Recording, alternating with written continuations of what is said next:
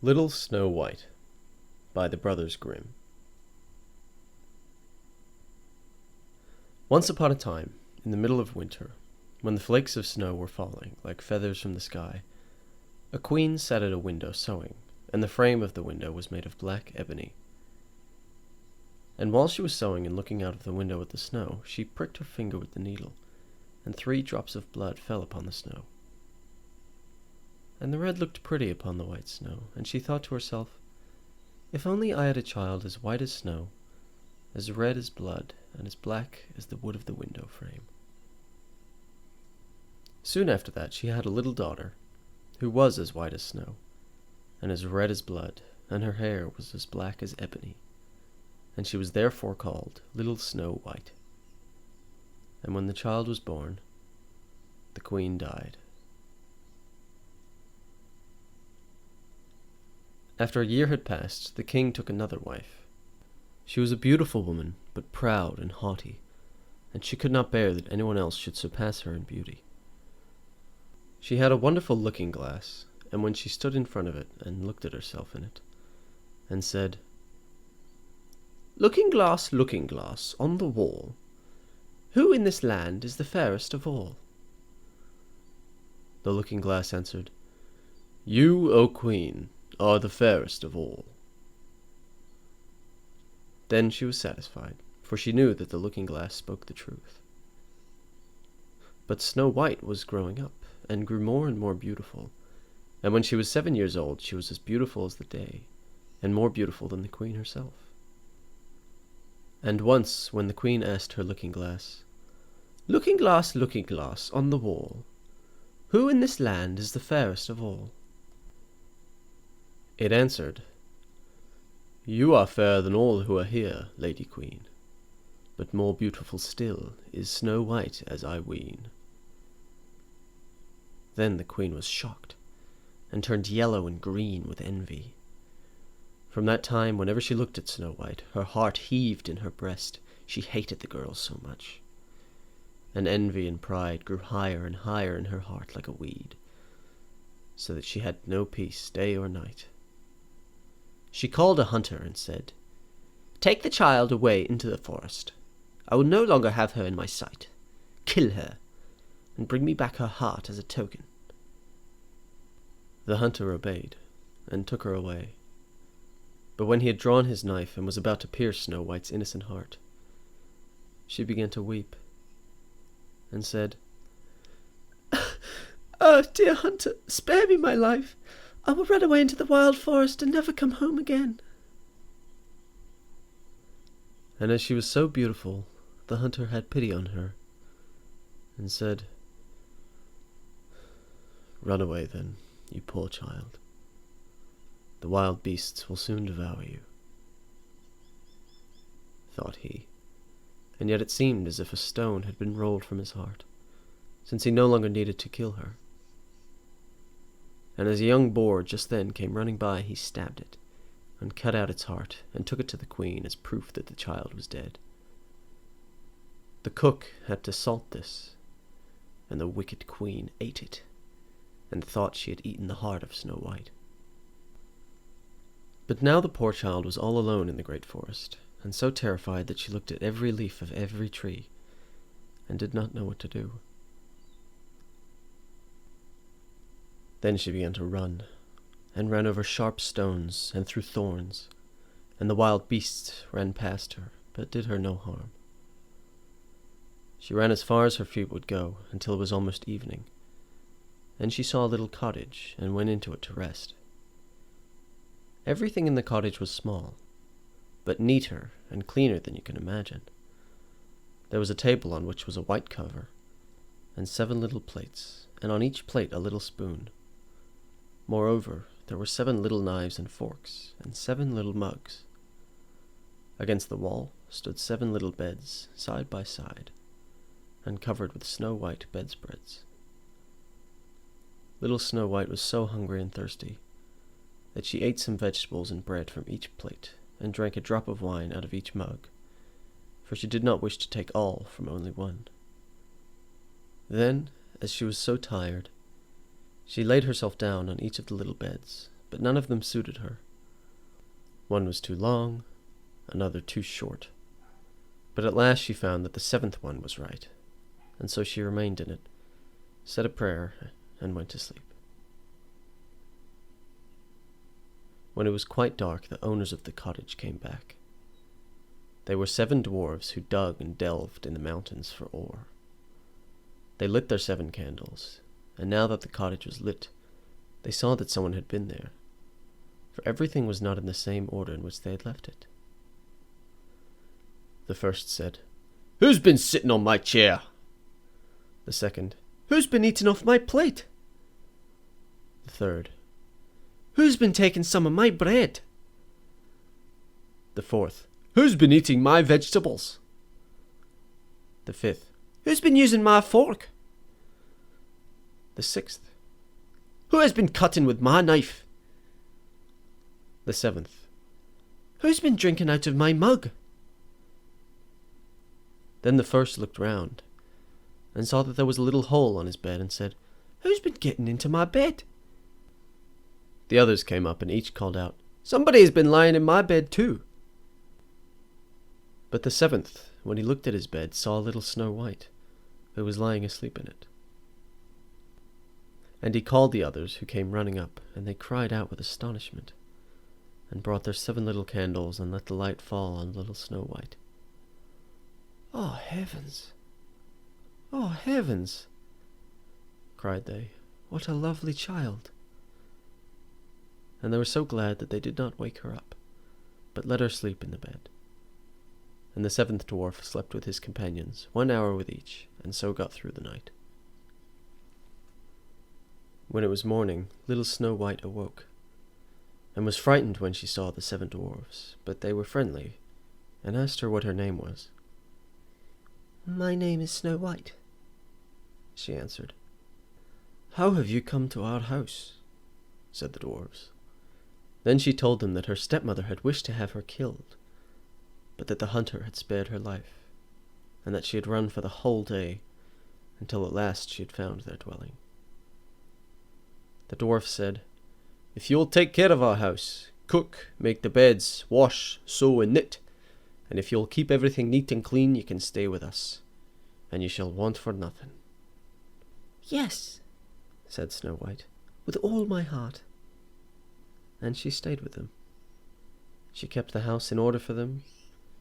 In the mornings they went to the mountains and looked for copper and gold. In the evenings they came back, and then their supper had to be ready. The girl was alone the whole day, so the good dwarves warned her and said, "Beware of your stepmother. She will soon know that you are here. Be sure to let no one come in." But the queen, believing that she had eaten Snow White's heart, was certain that she was again the first and most beautiful of all. And she went to her looking-glass and said, looking glass, on the wall, who in this land is the fairest of all?" And the glass answered, "O Queen, you are fairest of all I see. But over the hills where the 7 dwarves dwell, Snow White is still alive and well, and none is so fair as she." Then she was astounded, for she knew that the looking-glass never spoke falsely, and she knew that the hunter had betrayed her, and that little Snow White was still alive. And so she thought and thought again how she might kill her, for so long as she was not the fairest in the whole land, envy let her have no rest. And when she had at last thought of something to do, she painted her face, and dressed herself like an old peddler, and no one could have known her. In this disguise she went over the 7 mountains to the 7 dwarves, and knocked at the door and cried, "Pretty things to sell, very cheap, very cheap."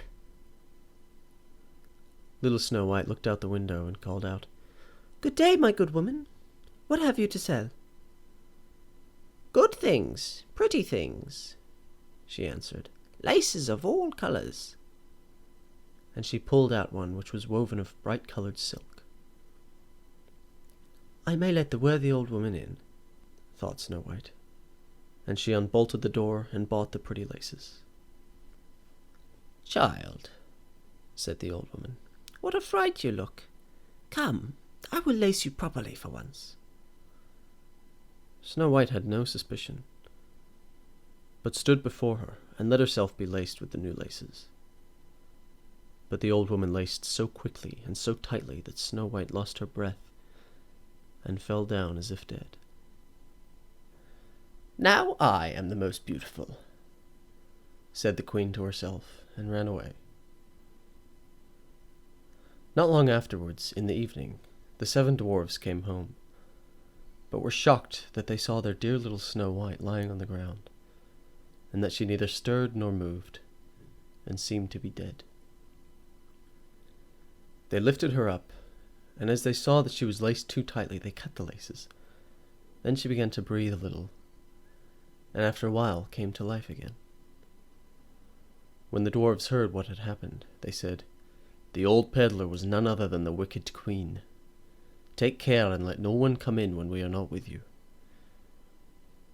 But the wicked woman, when she had reached home, went in front of the glass and asked, looking glass, on the wall, who in this land is the fairest of all?"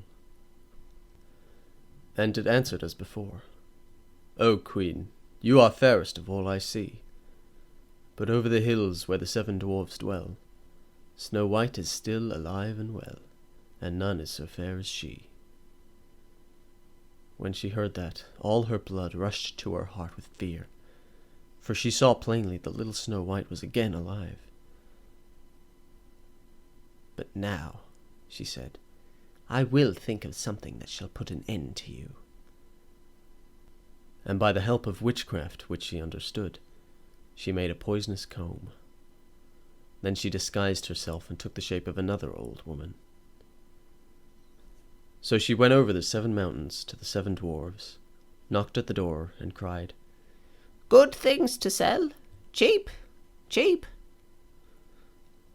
Little Snow White looked out and said, "Go away! I cannot let anyone come in."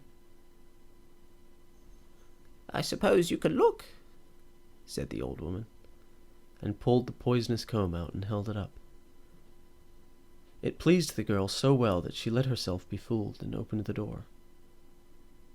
When they had struck a bargain, the old woman said, "Now I will comb you properly for once." Poor little Snow White had no suspicion, and let the old woman do as she pleased.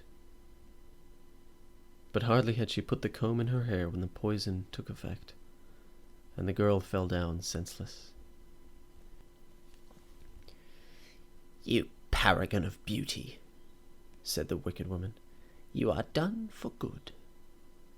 And she went away. But fortunately it was almost evening, when the 7 dwarfs came home. When they saw Snow White lying as if dead upon the ground, they at once suspected the stepmother, and they looked and found the poisoned comb.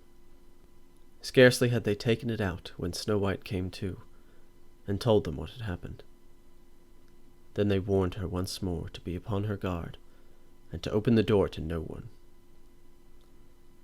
The queen, at home, went in front of the glass and said, looking glass, on the wall, who in this land is the fairest of all?" Then it answered as before,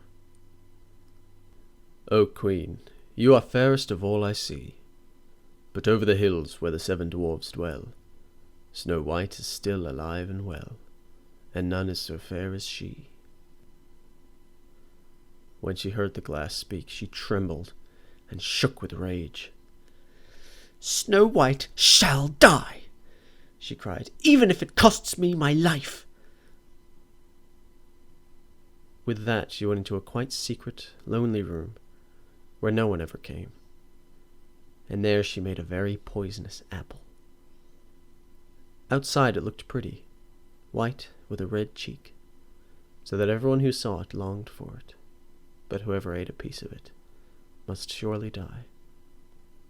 When the apple was ready, she painted her face, and dressed herself up as a country woman, and so she went over the 7 mountains to the 7 dwarfs. She knocked at the door.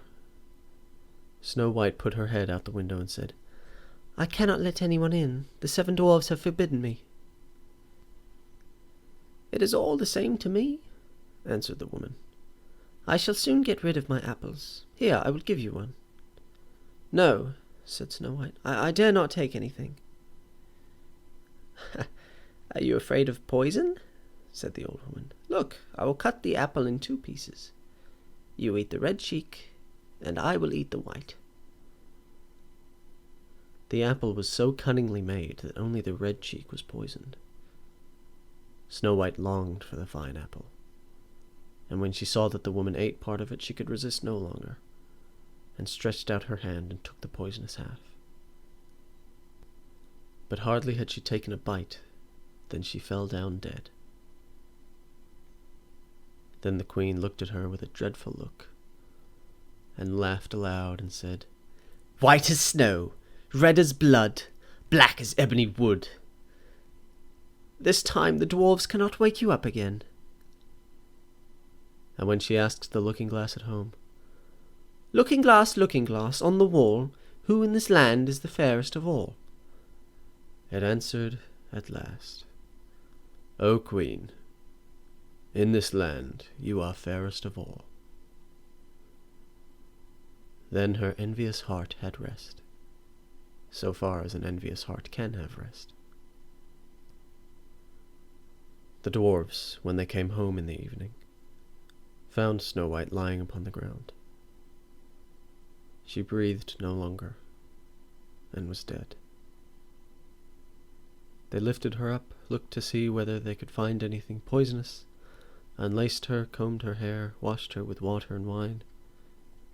But it was all of no use. The poor child was dead, and remained dead. They laid her upon a bier, and all 7 of them sat round it and wept for her, and wept 3 days long. Then they were going to bury her, but she still looked as if she were alive, and still had her pretty red cheeks. They said, "We could not bury her in the dark ground." And they had a transparent coffin of glass made, so that she could be seen from all sides, and they laid her in it, and in golden letters wrote upon it her name, and that she was a king's daughter. Then they put the coffin out upon the mountain, and one of them always stayed by it and watched it. And birds came too and wept for Snow White, first an owl, then a raven, and last a dove. And now Snow White lay a long, long time in the coffin, and she did not change, but looked as if she were asleep, for she was as white as snow, as red as blood, and her hair was as black as ebony. It happened, however, that a king's son came into the forest, and went to the dwarf's house to spend the night. He saw the coffin on the mountain, and the beautiful Snow White inside, and read what was written upon it in golden letters. Then he said to the dwarves, "Let me have the coffin. I will give you whatever you want for it." But the dwarves answered, "We will not part with it for all the gold in the world." Then he said, "Let me have it as a gift, for I cannot live without seeing Snow White. I will honour and prize her as my dearest possession." As he spoke in this way, the good dwarves took pity upon him, and gave him the coffin. And now the king's son had it carried away by his servants on their shoulders. And it happened that they stumbled over a tree stump, and with the shock the poisonous piece of apple which Snow White had bitten off came out of her throat. And before long she opened her eyes, lifted up the lid of the coffin, sat up, and was once more alive. "Oh, heavens, where am I?" she cried. The king's son, full of joy, said, "You are with me," and told her what had happened, and said, "I love you more than everything in the world. Come with me to my father's palace. You shall be my wife." And Snow White was willing, and went with him, and their wedding was held with great show and splendor. But Snow White's wicked stepmother was also invited to the feast. When she had dressed herself in beautiful clothes, She went before the looking-glass and said, looking glass, on the wall, who in this land is the fairest of all? The glass answered, O Queen, of all here the fairest is you. But the young queen is fairer by far, it is true. Then the wicked woman uttered a curse, and was so miserable, so utterly miserable, that she knew not what to do. At first she would not go to the wedding at all, but she had no peace, and must go to see the young queen. And when she went in, she knew Snow White, and she stood still with rage and fear, and could not stir. But iron slippers had already been put upon the fire, and they were brought in with tongs and set before her. Then she was forced to put on the red-hot shoes and dance until she dropped down dead.